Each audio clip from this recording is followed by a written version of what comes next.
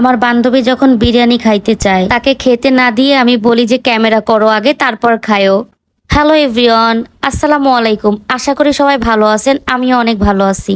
তো আজকে ওয়েদারটা অনেক সুন্দর, এর জন্য আমি আর আমার বান্ধবী ললিতা বেরিয়ে পড়লাম ছোট্ট একটা ভ্লগ বানানোর জন্য। এই ওয়েদার দেখে আমার বিরিয়ানি খাইতে খুব ইচ্ছা করতেছিল, তাই আমি আমার বান্ধবীকে বললাম যে চল কোথাও যাই আমরা একটু বিরিয়ানি খাই আসি। আমার বান্ধবী ললিতাও রাজি হয়ে গেছে বিরিয়ানি খাওয়ার জন্য। এখন তো আর কোনো বাধা থাকলো না, তো চিন্তা করলাম যে ধারে কাছে কোথাও একটা যাই। আবার ভাবতেছিলাম যদি বৃষ্টি চলে আসে তাহলে তো কোথাও যাইতে পারবো না, কিন্তু কি বলবো, ওয়েদারটা এত সুন্দর, ভাবতেছিলাম যে যদি বৃষ্টি হয় তাও ভিজবো, অসুবিধা নাই। কিন্তু বৃষ্টি তো হয়ই নাই, শুধু শুধু চিন্তা করতেছিলাম যে যদি বৃষ্টি হয় তাহলে তো ভিজে যাব, আর আমাদের বিরিয়ানি খাওয়াও হবে না। আর এমনিতেও আমার বান্ধবী সবসময় বলে আমাকে নিয়ে বের হলেই নাকি ওয়েদার চেঞ্জ হয়ে যায়, আমি কিন্তু বিশ্বাস করি না।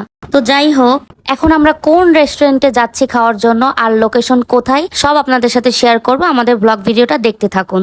তো এখন আমরা রেস্টুরেন্টের ভিতরে আছি, আর এসে আমরা খাবার অর্ডার করে দিয়েছিলাম। অলরেডি আমাদের খাবার দিয়েও গেছে, আর আমি ওইটা বাড়তেছিলাম খাওয়ার জন্য, কারণ আমার দেরি সহ্য হচ্ছিল না। আমরা যেখানে আসছি এটার লোকেশন হচ্ছে 0 পয়েন্ট, একদম 0 পয়েন্টের মোড়েই এই রেস্টুরেন্টের নাম হচ্ছে কাচ্চি ডাইন। আমি লোকেশনটা আবারও বলে দিচ্ছি, আপনারা যদি 0 পয়েন্টে আসেন, একদম 0 পয়েন্টের মোড়েই দেখতে পারবেন এই রেস্টুরেন্টটা। কেউ যদি চুকনগরের দিকে যান তাহলে হাতের বাম সাইডে পড়বে এই রেস্টুরেন্টটা। এইখানের খাবার অনেক মজার ছিল, বাসমতি চালের বিরিয়ানি, জাস্ট ওয়াও। 300 টাকা থেকে এখানকার বিরিয়ানির প্রাইস শুরু।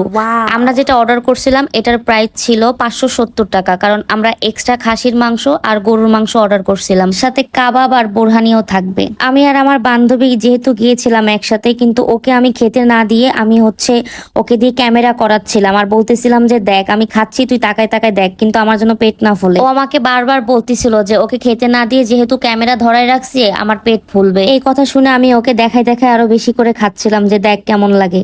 আসলে খাবারের মান অনেক ভালো, আপনারা খাইলে বুঝতে পারবেন। আমার বান্ধবী অনেকক্ষণ ধরে ক্যামেরাটা ধরে রাখছে, তো এখন আর ওকে আর বিরক্ত করব না, আহারে বেচারি। তো এখন আমরা খাওয়া দাওয়া শেষ করব এন্ড তারপর বাসায় চলে যাব। আশা করি সবাই ভালো থাকবেন। আল্লাহ হাফিজ।